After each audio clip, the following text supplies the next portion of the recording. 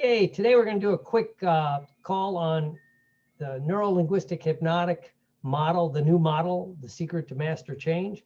And what we'll be talking about today, special thanks to Captain Billy Schilling, Stephen Porges. There's several other people, I always forget the name, but you know, it's changed how I look at everything and opened up my scope of what we're doing.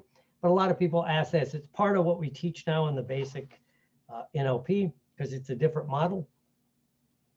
But as always, as I always tell people, if you're going to do a recording, always put your contact info up at the beginning, especially since I'm probably going to put this on YouTube and that, so you never know who will see it. But if you want to get in touch with me, those are the easy ways, nfnlp.com, Dr. Will Horton, drwillhorton.com. There's several ways.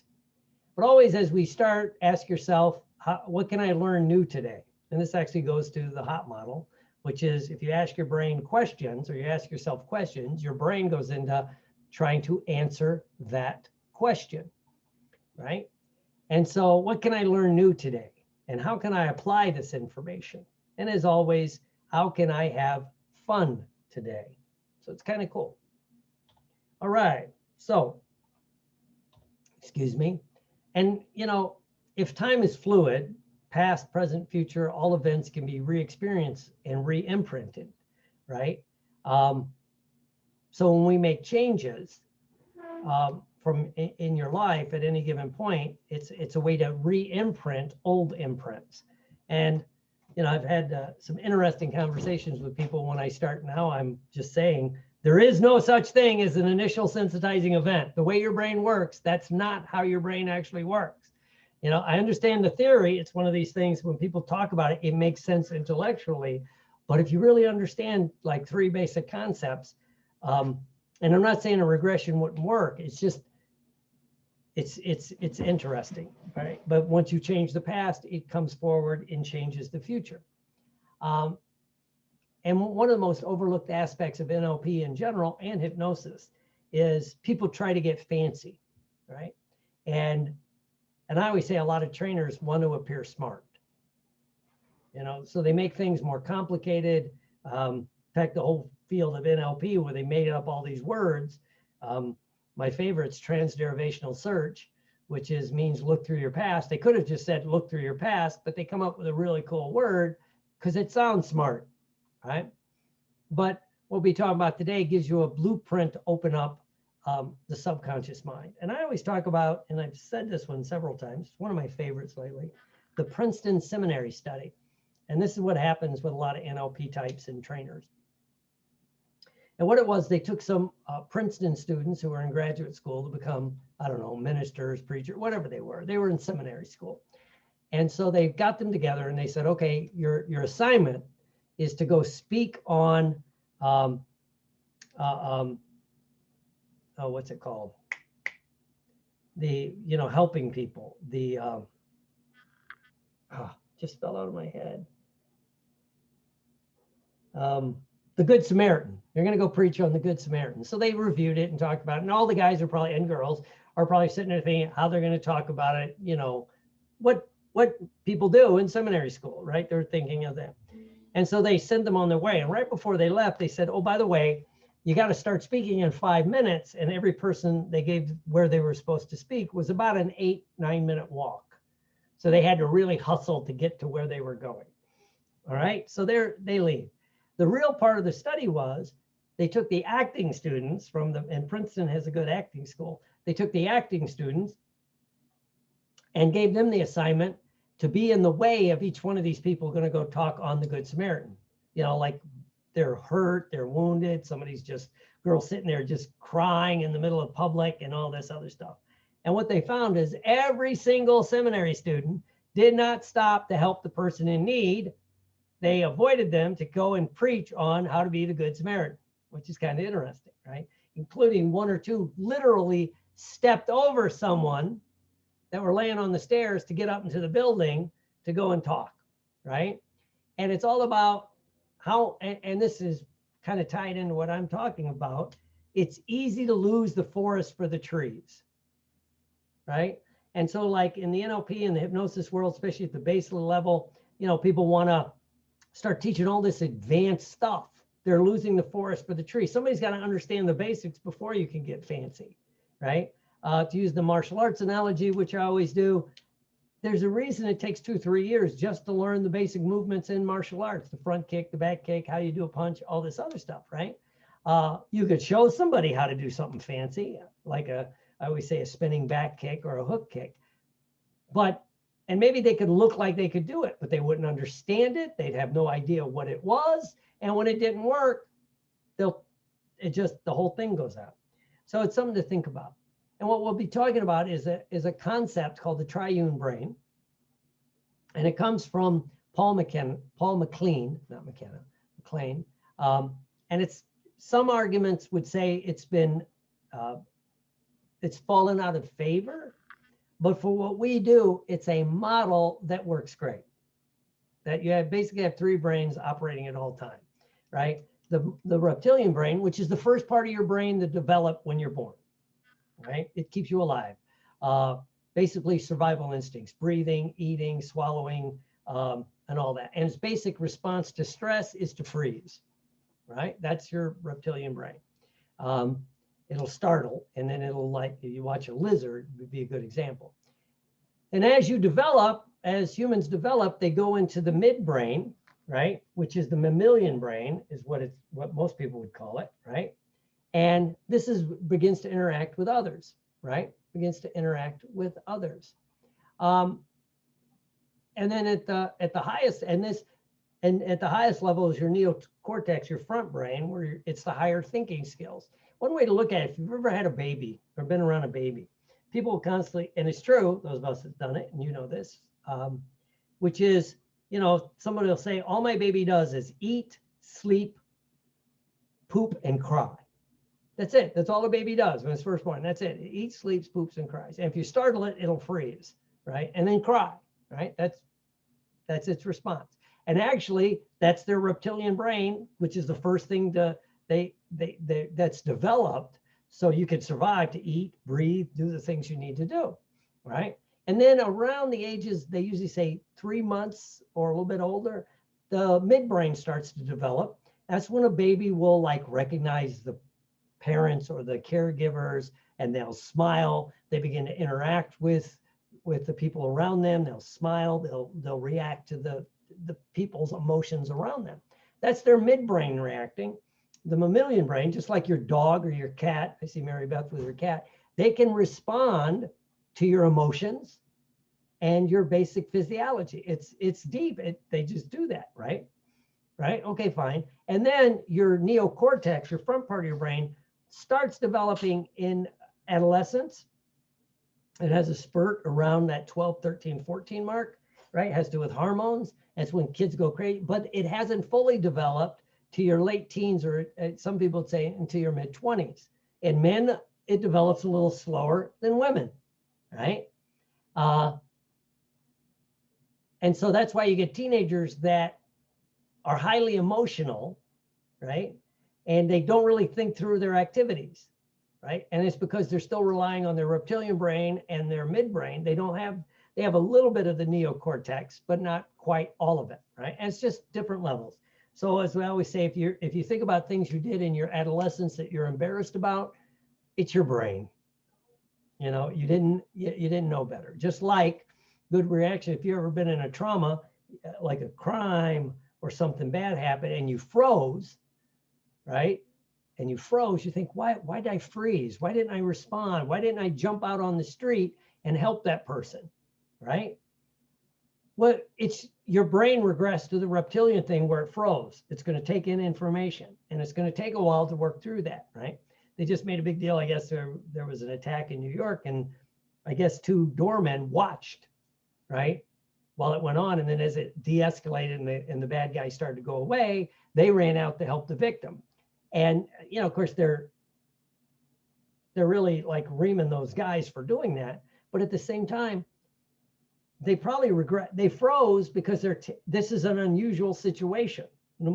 We don't see violent crime like this, right? And so they didn't respond. So it's just how your brain works, right? This is your triune brain, right? And I think it's so cool because if you develop habits in adolescence, my big thing now, and I'll be doing a new addiction course. One of the most important questions I find in addictions, if someone drinks alcoholically or uses drugs, one of the most important questions is, when did you start drinking or using drugs addictively? Right? Not just experiment. Your kids are going to experiment. But if you start drinking alcoholically at 14, what that means is your neocortex never really developed. In the AA 12-step world, they've said for years, whatever age you were when you started drinking is when your brain froze, right? You don't have the emotional content and the emotional control. And so it's kind of interesting. It's just stuff I'm finding out. It's cool. But now we're going to jump into your autonomic nervous system in the triune brain, right? And again, these three brains have different responses. The reptilian brain will freeze, or basically faint, or feign death, right? If I was more organized, I'd show a little clip of, there's a, like a gazelle being chased by a lion, and the lion gets the gazelle down and it looks dead. And it's just laying there not moving. But then the hyenas come up and the lion has to go fight the hyenas. And the moment the threat goes away, you see the gazelle jump up and run away, right? Because it was in total reptilian shutdown when it got attacked, because there's a lion going to eat it, right? And then once it came up, it kicked into its highest brain, which is the mammalian brain for that animal, and it's going to fight or flee. And of course, a gazelle can't fight a lion, so it's going to run, right? So we have these different responses, right? And then your highest brain, your primate brain, or your emotional brain, your social engagement brain, recognizes facial expressions, joy, happiness, surprise. These are universal. Disgust, anger. It can also pick up skin tone, color, flushing. Smiles, very important. That's why I dislike masks, by the way. Because you're trained to read, not just a person's eyes, but how they're holding their jaw, how they're holding and this is unconscious, right?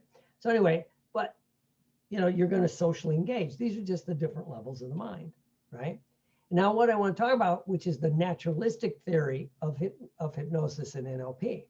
And basically, if you understand your triune brain, that you're constantly going between these three levels of your actual physical brain, not just your mind, but the disassociation that's integral or needed for trance or hypnosis or an NLP technique, right, is normal and natural, right? It's why when someone first relaxes, they'll get that immobility of their arm. They can't raise their arm.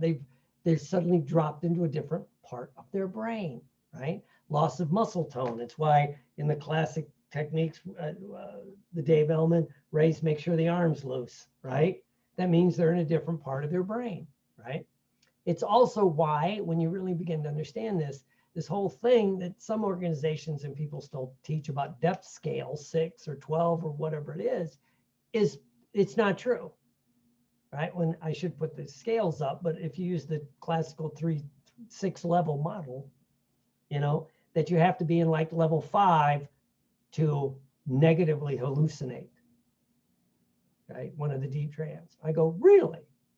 So to not see something that's there, you got to be in deep trance. They go, yes. I go, have you ever lost your keys and you're looking all over and they're right on the counter? And everybody, finally your spouse or somebody goes, oh, they're right there, a-hole. It's right here. You literally didn't see it. You were negatively hallucinating.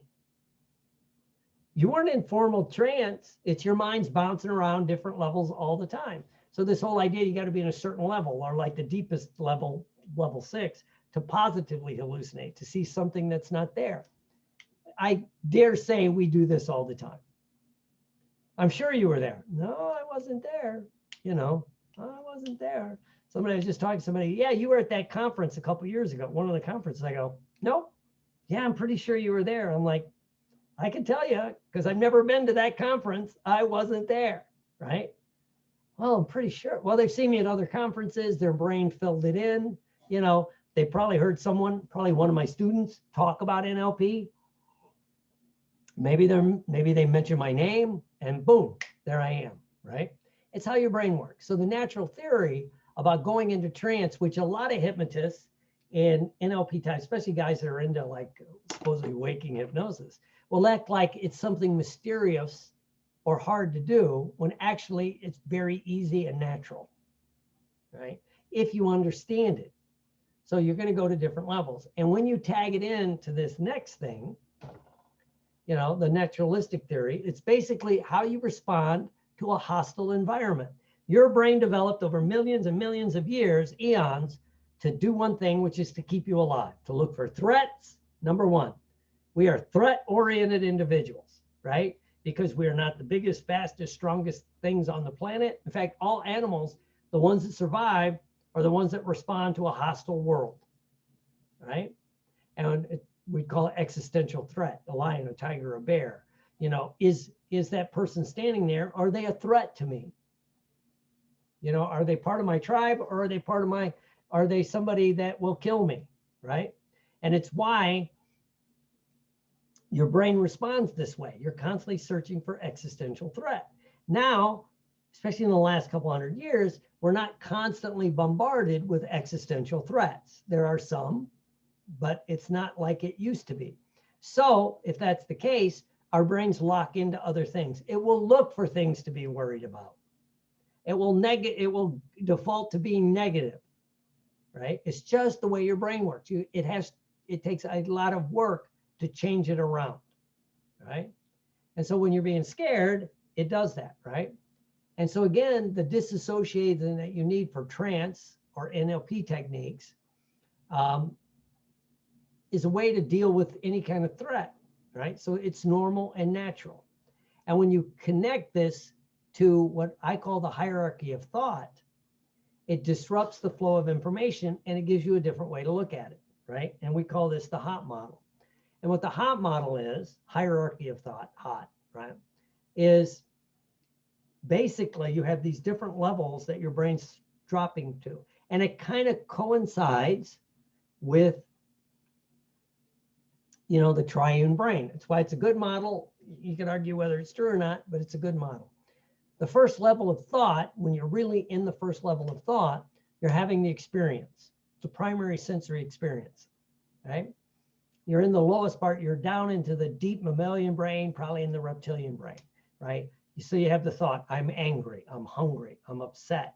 You're in the experience. And when you're really in the experience, everything else disappears. You're not thinking, you're reacting, right?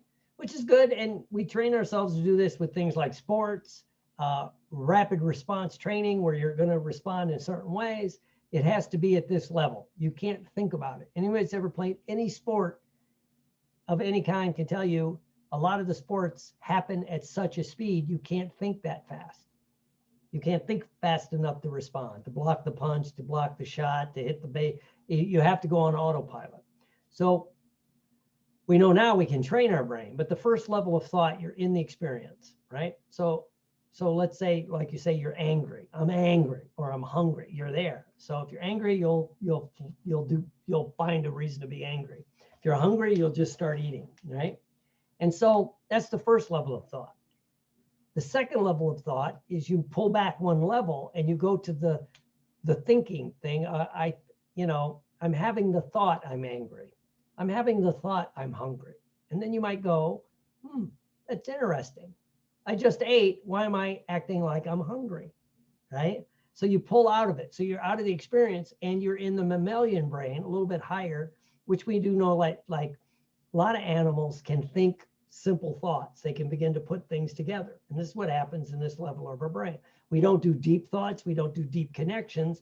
But, you know, like a dog, a cat, they can go, you know, if I do this, I get this response, right? Out of the experience, and they're thinking about the thought.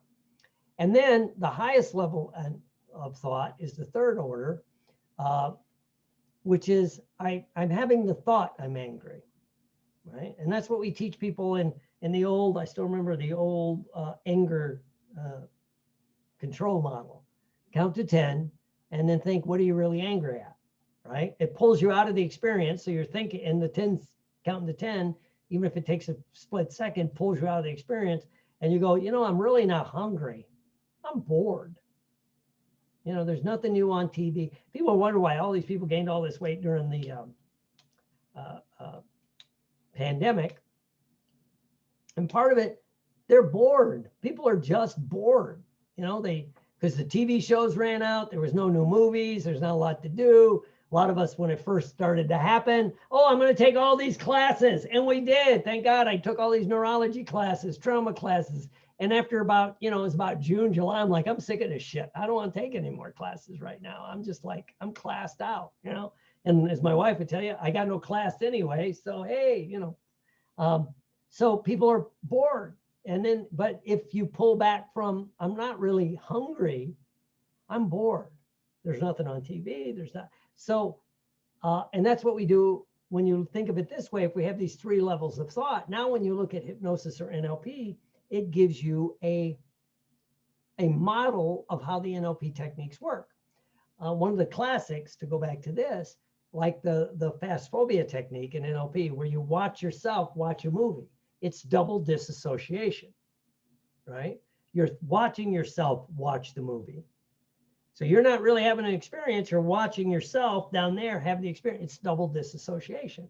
And then in the phobia technique, you watch yourself freak out. Let's say have a phobia. There's the spider. And then you watch yourself watch the movie and you change it. You run it backwards and in color, right? Which breaks it up. And then if you imagine watching yourself have a different response, which is the step a lot of people forget. Even I don't usually teach at the basic level.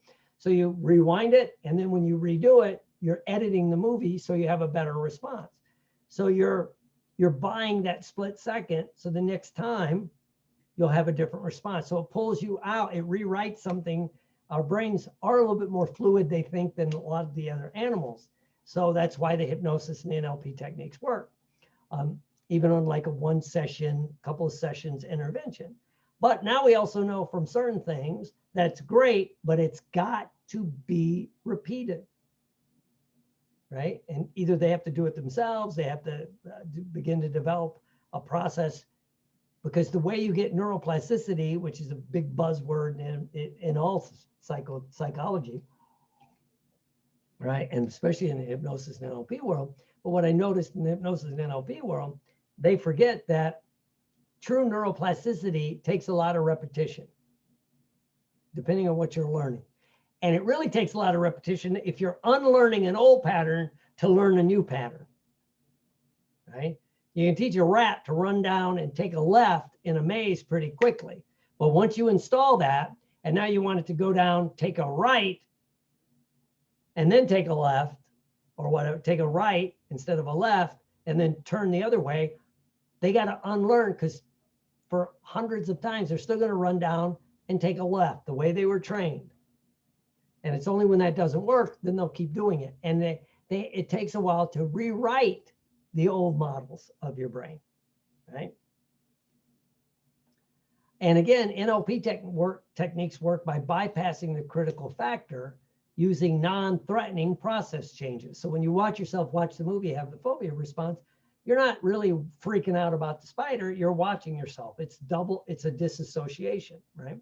Or if you're doing the new behavior generator where you watch yourself, first you watch your model, which gives your brain it loosens the neurology. When you watch your model, like give a speech and not freak out, you watch it, and then you see yourself do it. You can't just have them step into the movie. You have to see yourself do it, right?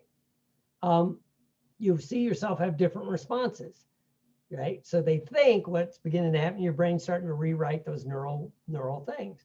And when you step into the movie and you see, hear, and feel it, it goes in a little deeper, right? And then I always stress, now you need to go do it. You don't just have to think about it, right? That's why anchoring, physical anchoring, works good. It's adding a physical touch, right? And the last thing when it comes to the hierarchy of thought and the naturalistic theory is some memories have no words. There's no story, right? Our higher mind wants to find a story, right? And what really is happening is a lot of your deep memories are feelings, they're senses. The current buzzword is it's a felt sense, right? But then our higher minds want to go, why am I freaking out about this? You know, whenever anybody in authority yells at me, I just freak out, you know, and they look for a story and they can't find one, but they're thinking like an adult that there should be like one event where maybe a teacher, a boss, my parents, somebody yelled at me. No, it could have been a culmination of a lot of little things that happened that led to this feeling, right? And so it's a felt sense. And that, especially if these things happen before you were pre-verbal, right? Which doesn't just mean like 3 or 4 years old. Before you're like 8, 9, 10 years old. A lot of the experience you had, you really can't put words to because you didn't have the words for it. You know, you don't have the words for it. If you don't have the words for it, words don't work, right? And it's kind of interesting, right? The other time it can happen is when you're truly thrown into a traumatic situation. You know, they always think of like combat, that could be one, but car wrecks, violent crime, a death of a loved one. Yeah, and you don't have to go through it yourself. You could just see it. Any of those things, if you're empathetic and you watch it like on TV, it'll throw you into trauma. When you're in trauma, you're at the part of your mind, there are no words. There are no words for it, right? That's why when you really talk to people with post-traumatic stress, and I'll use combat as an example, a lot of the guys say, I can't describe it. Well, just tell me the story. Well, and they could tell you the story of being in a firefight and people getting killed or IEDs going off, but they really can't describe it because they're in a firefight for their lives at that moment. They are in the lowest levels of their mind just trying to survive, right? And now we come along and we want, and it's why the real research says, contrary to Freudian thought, having you talk about these things does not make it better. It can reinforce it, right? And then your higher mind kicks in and adds shame, guilt, and remorse. Why didn't I respond better? Why am I feeling bad and the other guys in my platoon handle it well? Well, you don't know if they handle it well, you know? So it adds that, right?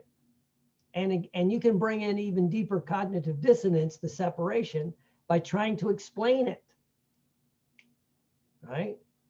Instead of just saying that it's just what happened, right? And it's the way my brain responded. I froze in the firefight, even though people were getting killed around me, I froze, right? Because you were in terror, right? And then you judge it later, like that must mean I'm not a real man or I'm not a good soldier, sailor, airman, whatever it was, right? It's just, or you get jumped and you think, why didn't I fight back? Why didn't I fight back? Well, you were in a different part of your mind. That part, you couldn't fight back. Right? You couldn't fight back. And so this is a different way of looking at all of these things. But when you add in the HOT model, it's where are you? When you're in when you're in that primary sense, in the first level of thought, that's all that's going on. Maybe you could teach people to pull back and see it. See the experience. Are you really angry? Are you really hungry? Are you really fearful? Or it's just the situation's out of control, or it can go to the highest level where you're totally disassociated, where you're thinking the thought. And so this begins to give your hypnosis and NLP a different framework, right? It's why like some techniques, like a progressive relaxation, drives you down into your physical body. So if you're highly analytical, and you're thinking too much, and suddenly someone goes, okay, take a deep breath. Now focus on your breathing, relax your toes. It's pulling you out of thinking into your body, right? And it's why you see people whenever they drop in from a higher level of thought, if you want to call it that, down into their body, they get a response, right? But it's just natural, and I think to sum it up, everyone forgets we're still animals. We're not that in the arc of evolution, we're an eye blink away from running across the Serengeti away from a lion. It hasn't been millions of years, right? And evolution takes time, right? And again, it's why people come to us. They'll be looking for a story, and sometimes there's just no story. You know, whenever I'm sad, I have to eat. It's a felt sense. And then they look for a reason. Maybe, who knows? And that's irrelevant. It's the felt sense. So there are techniques you could do to bypass that without trying to find an initial sensitizing event, right? Because there may not be one. There might be one, but there may not be one, right? And it's more of a different level.